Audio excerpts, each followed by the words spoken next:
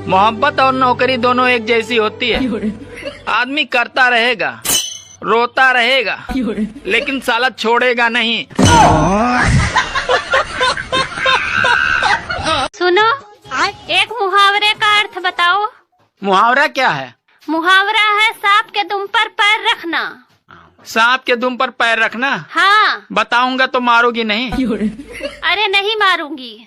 पहले कसम खाओ, मारोगी नहीं? तुम्हारी कसम नहीं मारूंगी। तो सुनो, मुहावरे का अर्थ है बीबी को मायके जाने से रोकना।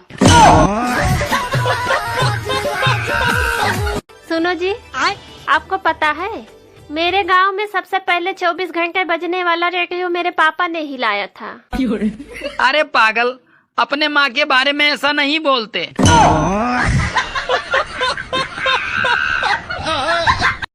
एक पत्नी ने अपने पति से बोली कि अच्छा एक बात बताइए, पार्वती जी और शिव भगवान के फोटो में शिव भगवान त्रिशूल लिए खड़े हैं, लक्ष्मी जी और विष्णु भगवान के फोटो में विष्णु भगवान चक्र लिए खड़े हैं, सीता जी और राम भगवान के फोटो में राम भगवान धनुष लिए खड़े हैं, सिर्फ एक ही भगवान जी के फोटो हैं, राधा जी और कृष्ण भगवान जी के फोटो, जो कृष्ण भगवान बांसुरी बजा रहे हैं। ऐसा क्यों? तो पति बोली, तुम इतना भी नहीं समझती हो, सारे देवताएं अपने अपने पत्नी के साथ खड़े हैं, इसलिए हथियार लिए हुए हैं। बस एक ही कृष्ण भगवान है जो अपने गर्लफ्रेंड के साथ है, इसलिए चैन से बांसुरी बजा रहे हैं। आप कहाँ थे जानी बाबा? ऐसा कौन सा फूल है जो 36 साल में सिर्फ एक बार ही खिलता है? 36 साल में सिर्फ एक बार खिलता है? हाँ। ऐसा कोई फूल होबे नहीं करता है? होता है। होता होगा तो हमने। एक पुजारी ने शादीशुदा लड़की से पूछा कि तुम लड़की लोग मांग में सिंदूर क्यों लगाती हो? तो लड़की बोली, देखिए पुजारी जी, हम लोग सिंदूर इसलिए लगाते हैं ताकि कोई भी लड़का को ध्यान जाए तो उसको याद रहे कि जिस प्लॉट पर उसका नजर है उसका भूमि पूजन हो चुका है। सुनो, मेरी बहन के शादी के लिए कोई लड़का नहीं मिल रहा है, तो तुम ही कोई उपाय बताओ। तुम्हारी बहन की शादी के लिए कोई लड़का नहीं मिल रहा है तो मैं कोई उपाय बताऊं? अरे उससे कह देना कि कोबरा सांप के माथे पे कुमकुम का टीका लगाए और उसके पूंछ को काले धागे से बांधे, तो उसको तुरंत ही सुंदर और सुशील लड़का मिलेगा। भाई ये बिजली कौन है? बिजली सरकार की वो चरित्रहीन पुत्री है जो कभी भी चली जाती है। कभी कभी तो पूरी रात गायब रहती है, कभी कभी तो 2-2 दिन तक गायब रहती है। और अगर कहीं गलती से उसका बॉयफ्रेंड तूफान आ गया तो भाई साहब हफ्तों नहीं मिलेगी, हफ्तों। बैगन। हाँ।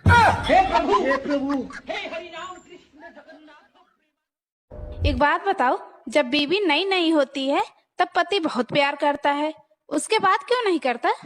अरे मेरी जान, जब ढोल नया नया होता है ना, उसको बजाने में तभी मजा आता है। जब ढोल पुराना होकर फट जाता है ना, तो उसको कोई नहीं बजा।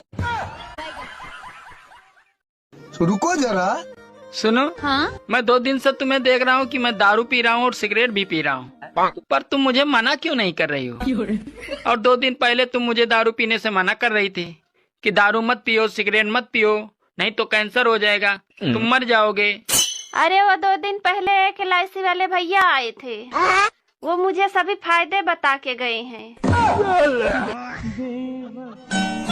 दोस्तों, बच्चा जब जन्म लेता है तो दादी बोलती है पोते का आंख मुझ पे गया है, चाचा बोलते हैं कि भतीजे का बाल मेरे जैसा है, पापा बोलते हैं चेहरा तो बिल्कुल बेटे का मेरे जैसा है, मम्मी बोलती है स्माइल तो बिल्कुल मेरे ही जैसा है।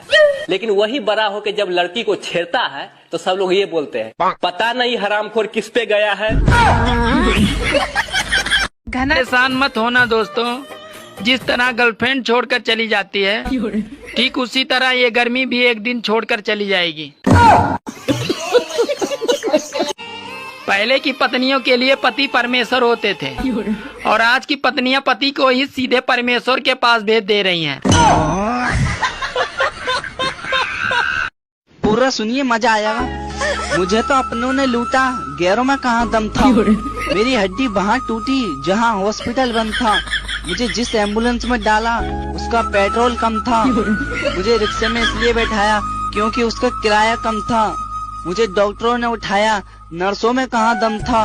मुझे जिस बेड पे लेटाया उसके नीचे बम था। मुझे तो बम से उड़ाया, गोली में कहाँ दम था।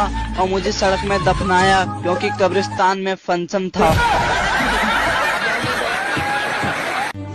आजकल शादीशुदा मर्द का सबसे बड़ा संघर्ष सिर्फ पैसे कमाना ही नहीं है, बल्कि घरवाली के हाथों जिंदा बच जाना भी एक संघर्ष है।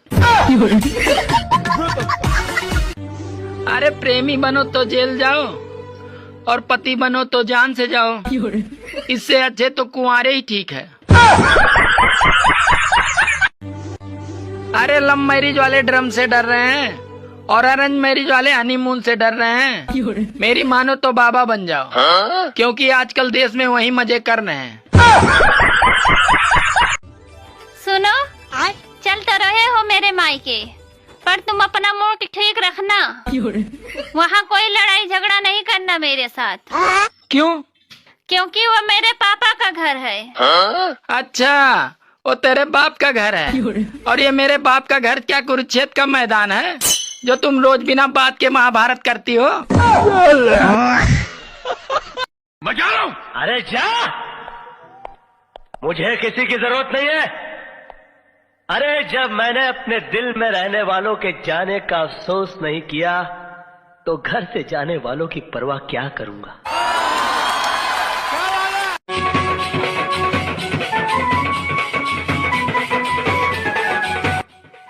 बेटा, गली में देख किसके घर ढोल बज रहे हैं। अरे जिसके माँ बाप समझदार हैं उसके घर बज रहे हैं। सुनो जी, ये लव मैरिज करने से फायदा क्या होता है? अरे पागल, लव मैरिज करने से फायदा ये होता है कि सुहाग रात के दिन शर्माना नहीं पड़ता है। अरे आगरा का ताजमहल इस बात का गवाह है दोस्तों कि औरतें मरने के बाद भी आदमी की जेब खाली करवा सकती हैं। सुनो जी, तुम मुझसे प्यार करते हो ना? अरे हाँ, बिल्कुल शाहजहां की तरह। मतलब मेरे मरने के बाद तुम ताजमहल बनवाओगे? अरे पागल, मैं प्लाट ले चुका हूँ, बस देर तो तू ही कर रही है। बात कुछ समझ न आए।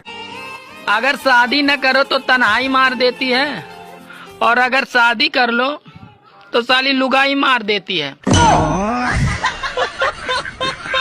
महिलाओं को आप जो भी कुछ दें बदले में आपको ज्यादा लौटाती हैं। जैसे आप इन्हें मकान दें, ये आपको घर करके देती हैं। आप इन्हें अनाज दें, ये आपको भोजन बना करके देती हैं। आप इन्हें मुस्कुराहट दें, ये आपको अपना दिल दे देती हैं। मतलब आप महिलाओं को सर जो भी कुछ दें बदले में आपको ज्यादा ही लौटाती हैं। तो यदि हम इन्हें कोई छोटी मोटी तकलीफ दें, जो माँ की नहीं सुन रहा वो राहुल गांधी, जो बाप की नहीं सुन रहा वो अखिलेश यादव, जो किसी की नहीं सुन रहा वो नरेंद्र मोदी, और जिसकी कोई नहीं सुन रहा वो केजरीवाल। एक ससुर ने अपने दामाद को दहेज में हेलमेट दिया तो दामाद बोला, अरे ससुर जी मेरे पास तो बाइक नहीं है, तो फिर आप मुझे हेलमेट क्यों दे रहे हैं? तो ससुर जी बोले, अरे पागल, तुम्हारी सास ने अपनी बेटी को स्टील का बेलन दिया है। सर्दियों में हम धूप सेकने के लिए सूरज को ढूंढते थे, अब गर्मियों में सूरज हमें ढूंढ ढूंढ कर सेक रहा है। समझ रहे हो? ना जंगल, साफ मैदान, एक रास्ता, दो मकान, बताओ क्या होगा?